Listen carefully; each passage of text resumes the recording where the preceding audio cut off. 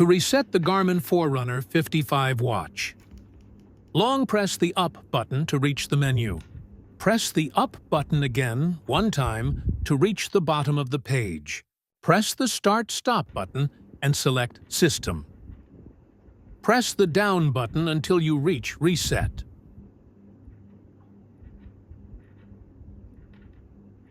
There you are. Press the Start/Stop button to select it. Then, press the Down button again all the way until you reach Delete Data and Reset Settings. Press the Start/Stop button to select it. Press the Down button and select Yes. Finally, press the Start/Stop button to begin the reset process. This will wipe everything from the watch and restore it to a brand new state. The reset process may take a minute or two, so you need to wait a while.